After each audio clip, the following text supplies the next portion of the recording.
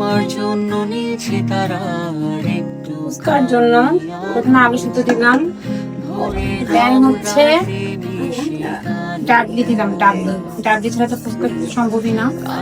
High সবাইকে, this is me Mithila's daily blog থেকে সবাই কেমন আছেন? ওয়েলকাম টু মাই অ্যানাদার রান্নার ব্লগ। আজকে করব হচ্ছে ফুচকার ডাবলিটা যে করে ঘুগনি যেটাকে বলে সেটা রান্না করে দেখাবো। প্রথমে হচ্ছে তেল দিয়ে নিব, তারপর পেঁয়াজ বাটা, আদা বাটা, রসুন বাটা, মানে মাংসের যতগুলো মশলা আছে আর কি পরিমাণ মতো আমি দিয়ে দিব। একটু লবণ অবশ্যই অ্যাড করব, লবণ দিতে আমি অলওয়েজ ভুলে যাই কিন্তু এবার ভুলি নাই। তারপর তেজপাতা, গরম মশলা যা যা আছে সবগুলো অ্যাড করে দেন হচ্ছে ভালোভাবে হচ্ছে নাড়াবো। এই প্রথমবার আমি ঢাকায় এসে মানে ওরা যে ঘুগনিটা করে সেটার মশলাটা দিয়ে আমি রান্না করব।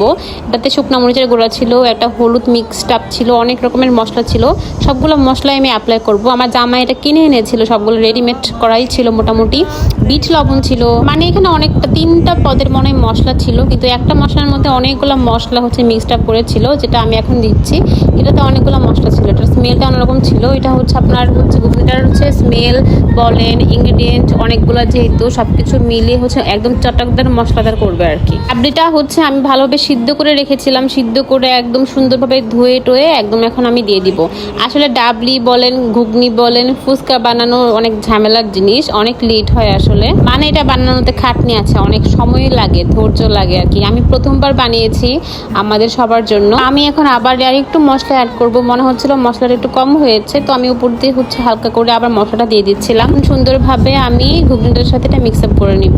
আমি আলাদা করে আলু সিদ্ধ করে রেখেছিলাম, এখন আমি সেদ্ধ আলুটা চটকিয়ে সুন্দরভাবে হচ্ছে ঘুগনিটার সাথে দিয়ে দিব। এখন আমি অল্প একটু গরম পানি বা ঠান্ডা পানি যাই আছেন একটু পানি অ্যাড করবেন সুন্দরভাবে, তারপর হচ্ছে একদম জাল করে ঢেকে দেবেন। আমি ঢেকে কিছুক্ষণ হচ্ছে অপেক্ষা করব। এইদিকে আমি টকটা বানাবো। আমি তেঁতুলটা সুন্দরভাবে গুলে ছাঁকনি দিয়ে ছেঁকে নিব, তারপর হচ্ছে আমি একটু শুকনা মরিচ বলেন, তারপর একটু বিট লবণ দিব, আর এখানে একটু আমি টক মিক্সড করব।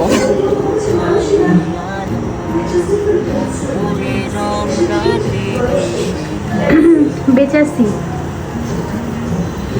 এই যে গরম গরম হচ্ছে ফুচকা, টক আর হচ্ছে ঘুগনি রেডি। এখন আমরা হচ্ছে খাবো, আমরা 3জন মিলে খুব মজা করে হচ্ছে খাবো।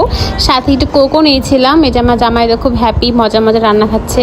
এই যে আরেকজন আমার ননদ ছিল, সেও কিন্তু আমাকে হেল্প করেছে। এই যে হচ্ছে আমার এত কষ্টের ফুচকার মশলাদার খাবার, সাথে একটা ধনিয়া পাতা অ্যাড করেছিলাম। এখন আমি টেস্ট করছি, আসলে অনেক বেশি মজা হয়েছিল। নিজের হাতে বানানো ঘুগনি দিয়ে হচ্ছে ফুচকা খাওয়ার সাথে টক দিয়ে খাওয়া খুবই মজা ছিল আসলে।